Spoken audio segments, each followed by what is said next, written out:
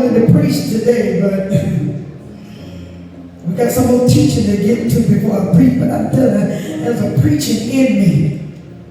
Daniel saw his limbs sparkling like polished or burnished bronze. His limbs like certain body parts, like his leg, his arms. He saw Christ's limbs like burnished bronze, and it was sparkling. Get an idea of what bronze looked like. We talked about his eyes and fire.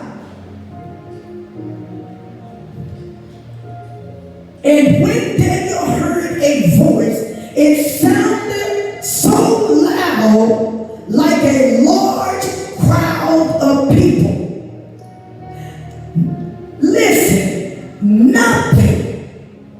I don't care how much we try to put God in a box, how much we try to minimize him, how much we try to make him small. Nothing can compare to God.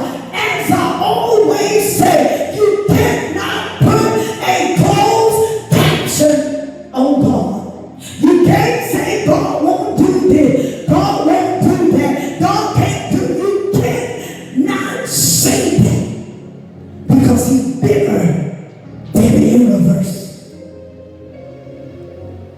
We can't put a closed caption on him, and nothing, I mean nothing, can compare to the glorious King. Nothing in the universe, nothing in the world, no man, no woman, no boy or girl can compare to the glorious man of the King.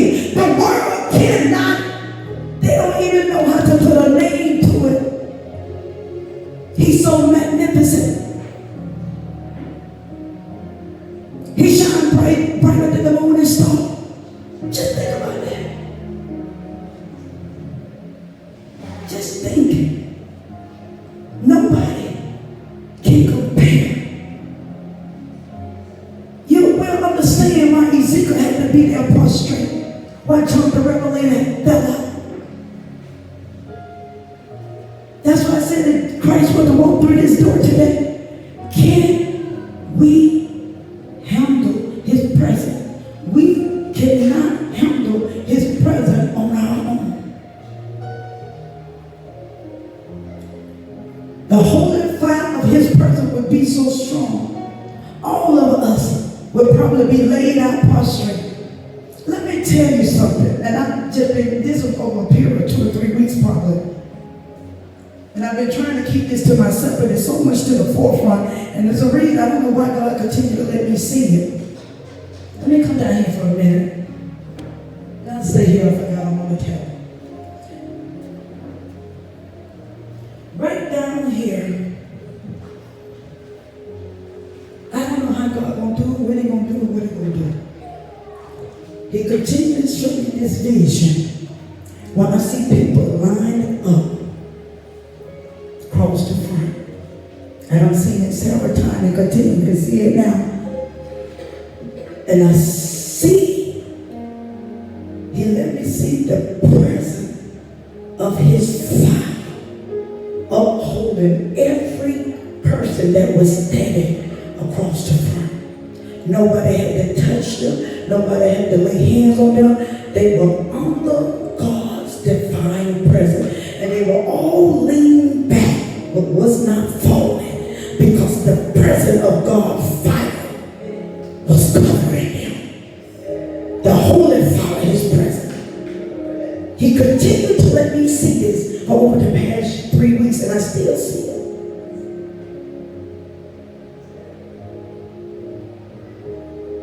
And it was visible that everybody who else in the congregation was able to see it. They did not fall because the fire of God's presence was behind them, holding them.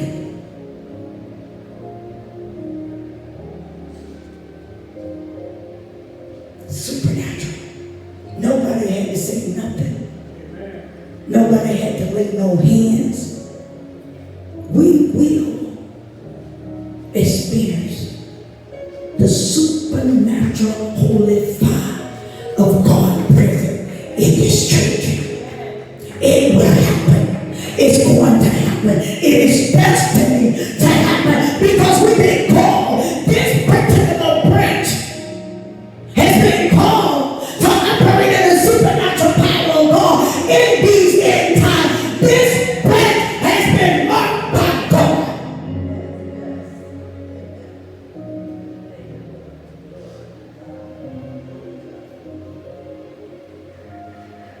Everything Daniel saw was bright, glowing, shining, gleaming, fire, unbelievable in describing to of the glorious King. He saw holiness, he saw righteousness, he saw fire and light, and he saw this form from the waist up and the waist down. That's all I got to say about Daniel. So what did Daniel see? He saw the glorious King. He saw, to sum it up, he saw that he was fire and he was light.